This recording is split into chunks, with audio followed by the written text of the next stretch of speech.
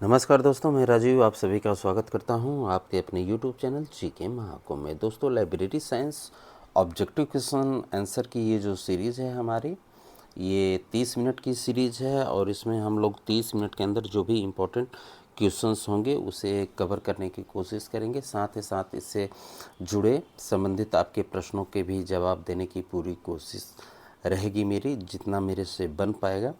तो चलिए स्टार्ट करते हैं आज के 30 मिनट की सीरीज़ को। अगर पसंद आए तो लाइक ज़रूर कीजिएगा दोस्तों, और दोस्तों के साथ शेयर कीजिएगा। स्टार्ट करते हैं आज के 30 मिनट की सीरीज़ को। तो हमारे अभी तक 1630 प्रश्न कंप्लीट हो चुके हैं। अगर उसे आपने नहीं देखा है तो आरपीएससी लाइब्रेरियन के नाम से मैंने प्लेलिस्ट बना दी है, उसे आप जाके देख सकते हैं। साथ ही वन लाइनर क्वेश्चन आप देखना चाहते हैं तो राजस्थान वन लाइनर क्वेश्चन की सीरीज़ भी है, उसे भी आप जाके चैनल पे देख सकते हैं। नोट्स वगैरह सब कुछ चैनल पे उपलब्ध है, तो उसे भी ज़रूर आप देखें जब भी आपको समय मिले। तो चलिए स्टार्ट करते हैं।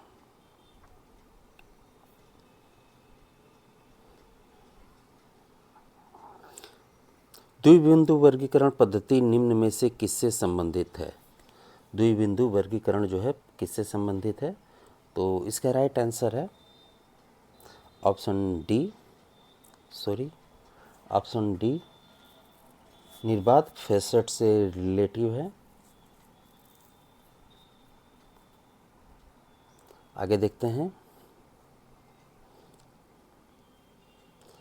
अगला प्रश्न हमारा है, द्विबिंदु वर्गीकरण पद्धति में द्विबिंदु निम्न में से किसका प्रतिनिधित्व करता है? तो ऑप्शन डी, नवीन शून्य का प्रतिनिधित्व करता है। अगला प्रश्न है,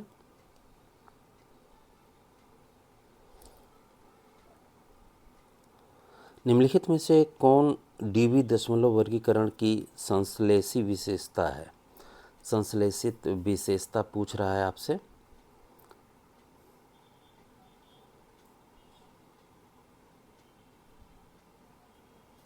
तो एक तो तालिका है और अनुदेशों को जोड़ना। ठीक है, तो इसमें देखते हैं ऑप्शन 4। ऑप्शन डी जो है राइट है, 3 और 4 सही है। क्योंकि देखिए डीडीसी जो है 18 से 21वें संस्करण में जो है 7 टेबल थी, तथा 22वें और 23वें संस्करण में 6 टेबल है। सर्वप्रथम डीडीसी के 14वें संस्करण में जो है टेबल का शुरू हुआ था, जिसमें 4 टेबल थी। ठीक है, तो इसमें इसका राइट आंसर जो है अनुदेशों को जोड़ना और तालिकाएं, ऑप्शन डी। अगला प्रश्न देखते हैं। अगला प्रश्न हमारा है, डीडीसी वर्गों के विभाजन का पहल क्रम जो है किस पर आधारित है? किस पर आधारित है? तो फ्रांसिस बेकन के अधिगम के 3 स्रोत पर जो है ये आधारित है।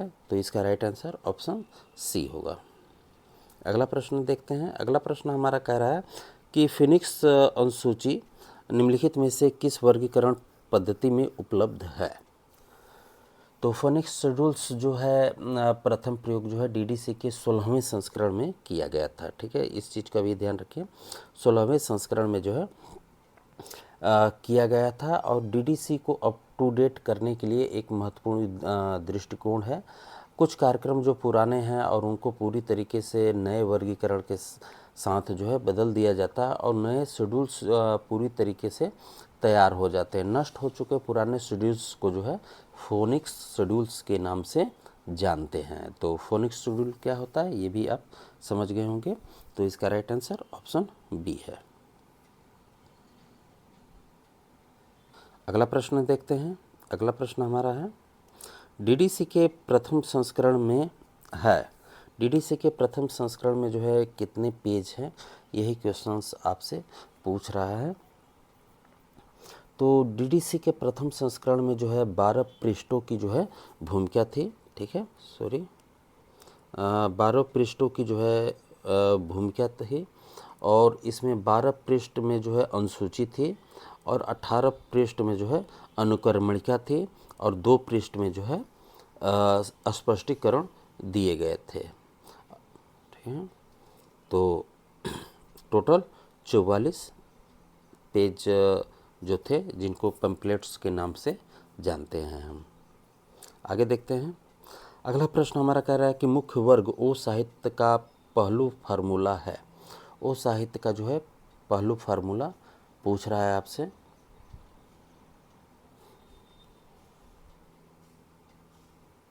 तो P2, P3, P4, ठीक है, ये है ओ साहित्य का फार्मूला। और P2 में जो है पोट्री, ड्रामा, इन सब चीज़ों को जो है रखा जाता है। आगे देखते हैं। अगला प्रश्न हमारा कह रहा है कि डीवी दशमलव क्लासिफिकेशन में टेबल ऑफ प्रेसिडेंट निम्नलिखित प्रयोजन हेतु प्रदत्त है। तो एक रूपता के लिए option C. Tables of president जो है एक विषय की प्राथमिकता तय करने वाले विषय के पहलुओं की एक सारणीबद्ध सूची होती है। प्राथमिकता भी जो है नोट के रूप में तय कर ली जाती है, और वरीयता यानी कि प्रेफरेंस की एक तालिका आधिकारिक तौर पर एक विषय के तहत सही उद्धरण आदेश बनाते हुए नोट्स के रूप में परिभाषित किया जाता है। आगे देखते हैं। अगला प्रश्न हमारा कह रहा है कि DDC 23वें संस्करण में तालिका 2 है। तालिका 2 जो है क्या है? तो right answer option A literature sub division है, क्योंकि मैंने आपको बताया ही है टेबल 1 स्टैंडर्ड सब डिवीजन्स है। इसमें पहले तो ये समझिए कि इसमें जो है 6 टेबल्स हैं। ठीक है, 23वां पूछ रहा है तो 23 में 6 ही टेबल हैं। स्टैंडर्ड सब डिवीज़न है। टेबल 2 में जो है जोग्राफिकल एरिया, हिस्ट्री, बायोग्राफी वगैरह है। थर्ड में जो है subdivision of arts, individual literature, specific literature इत्यादि हैं। 4 में जो है subdivision of individual language and language families है। 5 में जो है नेशनल ग्रुप्स को शामिल किया गया है, और 6 में जो है लैंग्वेज को शामिल किया गया है। आगे देखते हैं। अगला प्रश्न, किसी पुस्तक से संबंधित अन्य कैटलॉग कार्ड के लिए मुख्य प्रविष्टि कार्ड के पृष्ठ भाग पर जो है अंकित की जाने वाली प्रविष्टि हेतु पद है क्या है? तो ट्रेसिंग जो है किया जाता है। संकेतन यानी कि ट्रेसिंग मुख्यतः प्रविष्टि का अंतिम अनुच्छेद होता है। इस अनुच्छेद में एक पुस्तक के लिए जितनी बार इतर प्रविष्टि यानी कि इतर प्रविष्टि मतलब एडेड एंट्री निर्मित की जाती है, उन सभी को संकेत रूप में दर्शाया जाता है। इस अनुच्छेद में अंकित सूचना पाठक के लिए नहीं बल्कि पुस्तकालय कर्मचारियों को इस बात की जानकारी देने के लिए की जाती है कि किसी पुस्तक की कितनी अतिरिक्त प्रविष्टियां सूची में व्यवस्थित हैं। ठीक है, इसलिए सूचना मुख्य प्रविष्टि पत्रक के साथ बैक भाग पर जो है अंकित की जाती है। आगे देखते हैं। अगला प्रश्न हमारा है, सीसी चिकित्सा विज्ञान की मुख्य श्रेणी में इलाज को किस तरह स्वरूप में श्रेणीबद्ध किया गया है? तो इसे जो है एनर्जी आइसोलेट में जो है किया गया है। ऑप्शन ए ही होगा। अगला प्रश्न देखते हैं। अगला प्रश्न हमारा है कि थोड़ा छोटा कर लिया जाए। अगला प्रश्न हमारा है, अभियंताओं के लिए गणित द्विबिंदु वर्गीकरण में किस पक्ष संबंध का उदाहरण है?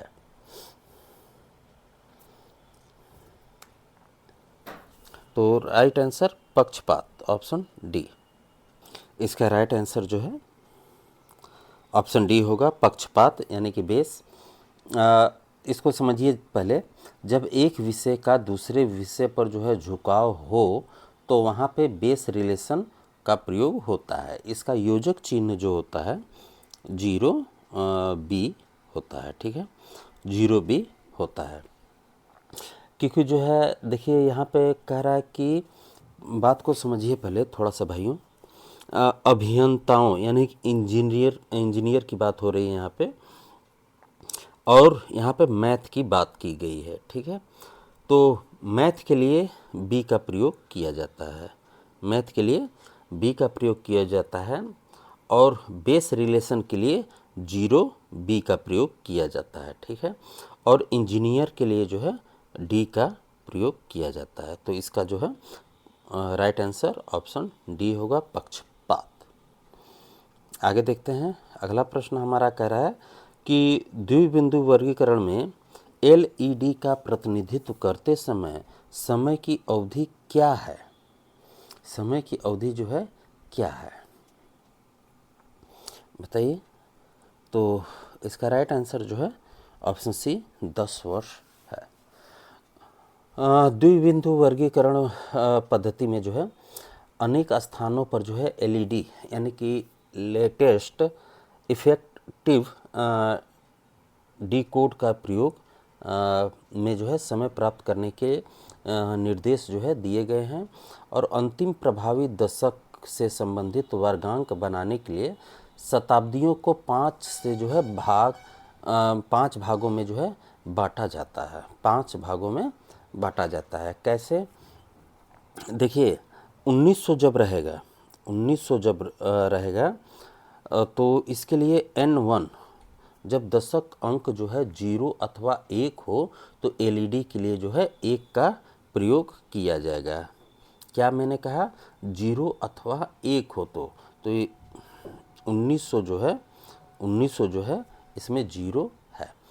1920 जो दे रहा है इसके लिए 3 का प्रयोग होगा। जब दशक अंक जो है 2 अथवा 3 हो तो एलईडी के लिए 3 का प्रयोग किया जाएगा। और 1945 अगर है तो वहाँ पे N5 का प्रयोग होगा। जब दशक अंक जो है 4 अथवा 5 हो तो वहाँ पे एलईडी के लिए 5 का प्रयोग होगा। जैसे 1961 अगर दिया है तो N7 होगा, क्योंकि दशक अंक जो है 6 अथवा 7 हो तो वहाँ पे एलईडी के लिए 7 का प्रयोग किया जाएगा।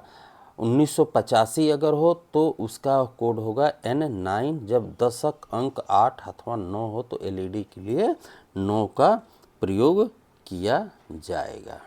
आप समझ गए होंगे कि मैं क्या कह रहा हूँ। आगे देखते हैं, अगला प्रश्न हमारा कह रहा है कि वर्ग अनुक्रमणिका जो प्रलेख की वर्ग संख्या से प्राप्त होती है निम्नलिखित में से किस पर आधारित है? किस पे आधारित है? तो ये जो है वांछित कड़ी से आधारित है। ऑप्शन इसका बी होगा। वांछित कड़ी का मतलब वह कड़ी अथवा मिथ्या अथवा अवांछित न होकर वरन जिसके माध्यम से पाठक द्वारा पाठ्य सामग्री खोजने की पूर्ण संभावना होती है उसे वांछित कड़ी के नाम से जानते हैं, ठीक है। और इसमें अवांछित कड़ी जो दिया हुआ है, अवांछित कड़ी यानी कि वह कड़ी जो किसी वर्ग संख्या के पक्ष एकल केंद्र के किसी भाग के समाप्त होती है। और मिथ्या कड़ी क्या होती है? मिथ्या कड़ी वह कड़ी होती है जिसका कोई अर्थ नहीं होता है, जिनकी समष्टि इस प्रकार की होती है, यानी कि योजक चिन्ह दशा संबंध का प्रतिनिधित्व करने वाले अंक, अंतर्मुख संबंध वाले अंक और आंतरिक पंक्ति दशा संबंध का प्रतिनिधित्व करने वाले काल पक्ष होते हैं, ठीक है। आगे देखते हैं, अगला प्रश्न हमारा कह रहा है कि डीडीसी में स्टैंडर्ड सब डिवीजन से पूर्व किस अंक का उपयोग किया जाता है? तो 0 का किया जाता है, ऑप्शन डी। आगे देखते हैं, अगला प्रश्न हमारा कह रहा है कि निम्नलिखित में से किस प्रकार की समय सारणी द्विबिंदु वर्गीकरण में दी गई है? द्विबिंदु वर्गीकरण में दी गई है तो सामान्य एकल, कॉमन आइसोलेट, ऑप्शन डी होगा। लाइब्रेरी जो है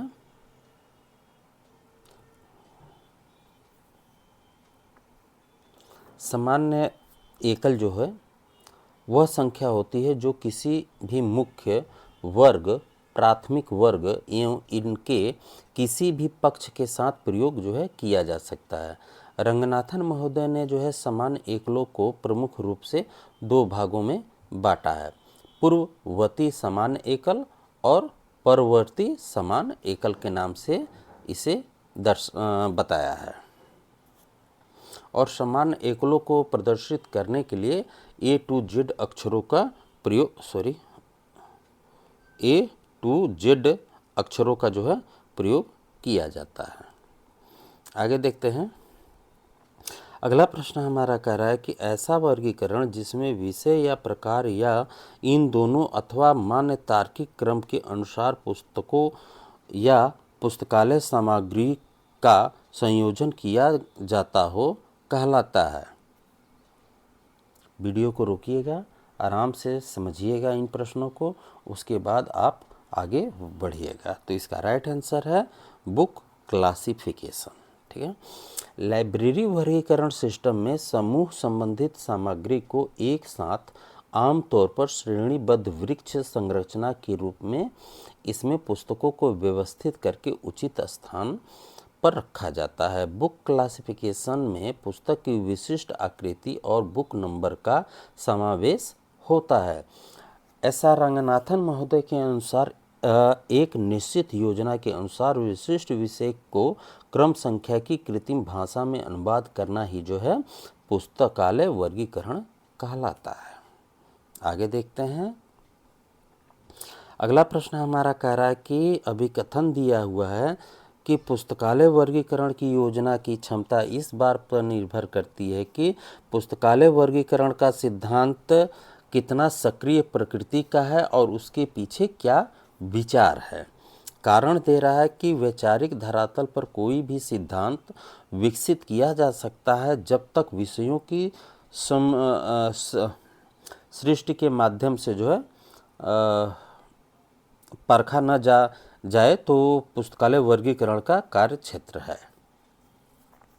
तो ये दोनों चीज़ें जो है सही हैं लाइब्रेरी के स्टेटमेंट में। तो ऑप्शन ए इसका राइट आंसर होगा, क्योंकि देखिए रंगनाथन महोदय ने कहा है कि एक निश्चित योजना के अनुसार जो है विशिष्ट विषयों को क्रम संख्या की कृत्रिम भाषा में अनुवाद करना ही पुस्तकालय वर्गीकरण है। तो ऑप्शन ए। आगे देखते हैं। अगला प्रश्न हमारा कह रहा है कि वर्गीकरण पद्धति जिसमें दो या दो से अधिक अंकों की जातियों का प्रयोग किया जाता है के संकेतनों यानी कि नोटेशन को इस रूप में जाना जाता है। तो नोटेशन को किस रूप में जाना जाता है? तो मिश्रित में जाना जाता है। तो ऑप्शन इसका डी होगा। अंकन जो है दो प्रकार की होती है, पहले तो ये समझ लीजिए। शुद्ध का मतलब होता है 0 से लेकिन 9, जैसे DDC। मिश्रित में 0 से 9 भी होता है, अल्फ़ाबेट, स्मॉल लेटर, ये सारे का प्रयोग जिसमें किया जाता है वह जो है मिश्रित होता है। एग्जाम्पल CC, ठीक है, और UDC इसके एग्जाम्पल हैं। आगे देखते हैं।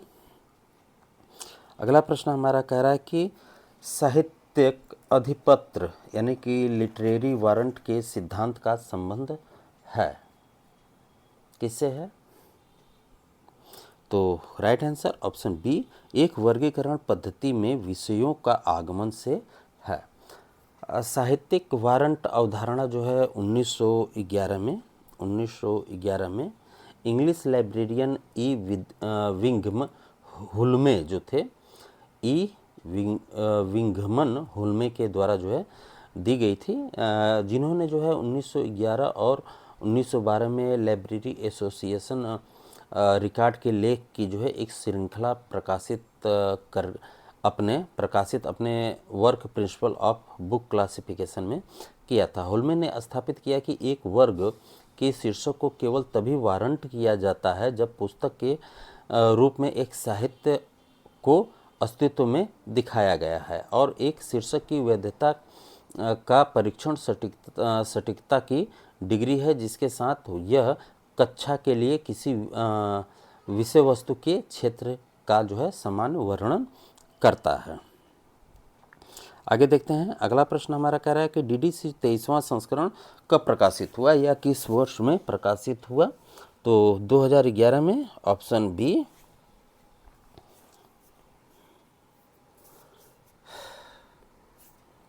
आगे देखते हैं। अगला प्रश्न हमारा कह रहा है कि सीसी में चिकित्सा विज्ञान की मुख्य श्रेणी में इलाज को किस तरह स्वरूप में सूचीबद्ध किया जाता है? तो ऊर्जा में किया जाता है, ऊर्जा में इसे किया जाता है। Option C. आपको ये क्वेश्चंस जो है 2 बार समझ में आ रहा होगा कि मैंने जो है 2 बार ये क्वेश्चंस ऊर्जा से रिलेटिव आपको दे दिया है, लेकिन ऐसा नहीं है। एनवीएस नवोदय विद्यालय समिति 2016 के एग्ज़ाम में इसे पूछा गया था। ठीक है, पहला तो ये है। दूसरा है राजस्थान का जो एग्ज़ाम हुआ था 2018 में, उसमें भी इस क्वेश्चंस को जो है पूछा गया था राजस्थान यूनिवर्सिटी के द्वारा। तो वहाँ से ये 2 क्वेश्चंस पुटअप हुए हैं। तो आगे देखते हैं। अगला प्रश्न है, यूडीसी में 2 अपूर्ण विराम चिन्हों का इस्तेमाल क्या इंगित करने के लिए किया जाता है? बताइए। तो क्रम निर्धारण के लिए किया जाता है यूडीसी में। यूडीसी का पूरा नाम तो बता ही चुका हूँ, फिर बता दे रहा हूँ। यूनिवर्सल डेसिमल क्लासिफिकेशन, जिसको पहली बार हेनरी ला फोंटेन और पॉल ऑटलेट के द्वारा 1895 में ब्रुसेल्स में प्रस्तुत किया गया था। डीडीसी जो है यूडीसी का प्रथम संस्करण 1905 में प्रकाशित किया गया। यूडीसी अभी तक 7 संस्करण में आ चुके हैं। चलिए आगे देखते हैं। अगला प्रश्न हमारा है, अपूर्ण विराम वर्गीकरण का पहला संस्करण किस साल प्रकाशित हुआ? किस साल जो है प्रकाशित हुआ? तो 1933 में। Option D. Colon classification SR. Ranganathan जो है इसके राइटर हैं, और जो है पहली बार 1933 में प्रकाशित हुआ। दूसरा 39, तीसरा 50, चौथा जो है 52, पाँचवा 57, छठा 60, रीप्रिंट जो है 63 और 7वां 87 में आया था। आगे देखते हैं। अगला प्रश्न हमारा कह रहा है कि अपूर्ण विराम वर्गीकरण में काल पक्ष को इंगित करने के लिए कौन सा प्रतीक इस्तेमाल किया जाता है? काल पक्ष की बात यहाँ पे हो रही है। तो PMEST के बारे में मैंने आपको पहले ही बता दिया है कि पर्सनालिटी के लिए जो है कॉमा का प्रयोग किया जाता है, मैटर के लिए सेमी कॉलन का किया जाता है, एनर्जी के लिए कॉलन का किया जाता है, स्थान के लिए डॉट का किया जाता है, टाइम के लिए जो है सिंगल इन्वर्टेड कॉमा का किया जाता है। तो राइट आंसर ऑप्शन ए। अगला प्रश्न देखते हैं। अगला प्रश्न हमारा कह रहा है कि PMEST में अर्धविराम प्रतीक किसके लिए संयोजक प्रतीक है? तो ऑप्शन ए पदार्थ के लिए है। ऑप्शन ए पदार्थ के लिए। आगे देखते हैं। सॉरी। अगला प्रश्न है, अपूर्ण विराम वर्गीकरण का छठा संस्करण किस साल प्रकाशित हुआ? छठा संस्करण पूछ रहा है, तो 1960 में प्रकाशित हुआ था। Option B. आगे देखते हैं। अगला प्रश्न कह रहा है कि अभिकथन दिया है कि कोलन वर्गीकरण एक परिगणनात्मक वर्गीकरण प्रणाली है। तर्क दिया है कि कोलन वर्गीकरण ने वर्गांकों के निर्माण के लिए वैश्लेषिक जो है संश्लेषणात्मक उपागम को अपनाया है। तो ऐसा नहीं है, जो ये जो दिया है आर जो है ये सही है, लेकिन ये जो है रॉन्ग है। तो ऑप्शन ए ही इसका राइट है, ये गलत है और आर सही है। आगे देखते हैं। अगला प्रश्न हमारा कह रहा है, अभिकथन है वर्गीकरण ऑनलाइन पुनः प्राप्ति में महत्वपूर्ण भूमिका निभाता है। ऐसा नहीं है, भूमिका नहीं निभाता, ऑनलाइन में जो है नहीं वो होता है। तर्क दिया है कि वर्गीकरण हस्तचालित जो है पुस्तक प्रक्रिया में महत्वपूर्ण भूमिका निभाता है। ये सही है। ठीक है, तो इसका भी राइट आंसर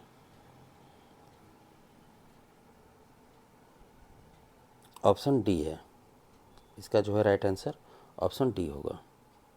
आगे देखते हैं, अगला प्रश्न हमारा है कि निम्नलिखित को उनके प्रथम प्रकाशन के वर्ष के अनुसार रखें। प्रकाशन के अकॉर्डिंग जो है रखना है सीक्वेंस से।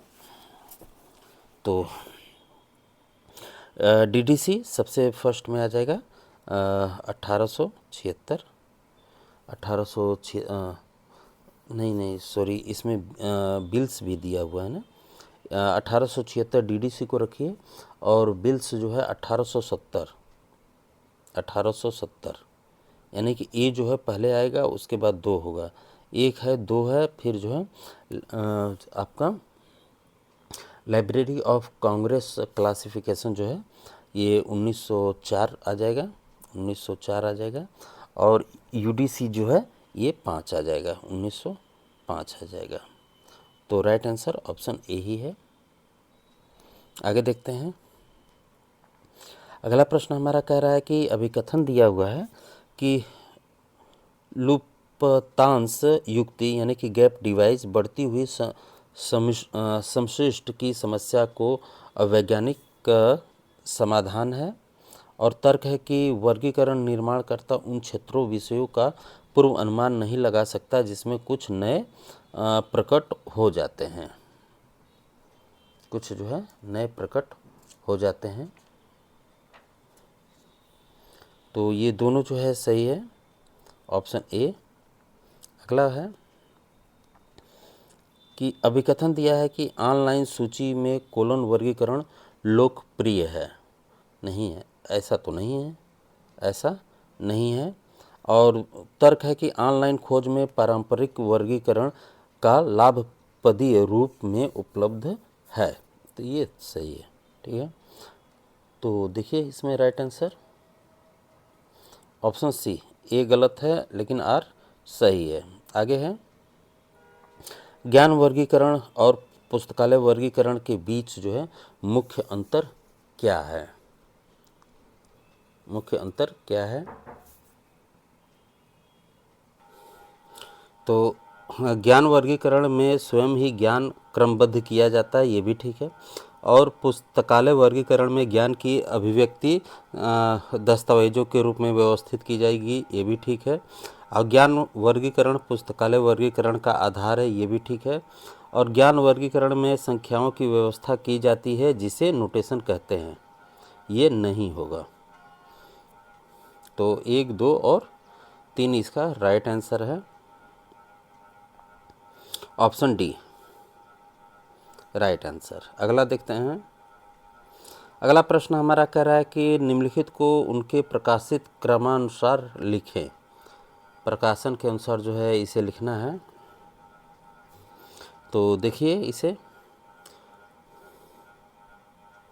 तो सबसे पहले इसमें 5 लॉ ऑफ लाइब्रेरी साइंस हो जाएगा, 1931 हो जाएगा। सीसी जो है आपका 33 हो जाएगा, 33 हो जाएगा। और क्लासिफाइड कैटलॉग ये 34 हो जाएगा, 34 हो जाएगा। और प्रेलुगुना टू लाइब्रेरी क्लासिफिकेशन ये 37 हो जाएगा, 37 हो जाएगा। तो इसके अकॉर्डिंग जो है इसे रखिए। तो राइट आंसर ऑप्शन सी में है। अगला देखते हैं, अगला प्रश्न हमारा कह रहा है निम्नलिखित डीडीसी वर्गों को सम्मिलित कीजिए। तो चिकित्सा जो है 370 में आता है, 370 में आ जाएगा आपका। और चिकित्सा यानी कि मेडिसिन जो है आपका 610 में आएगा।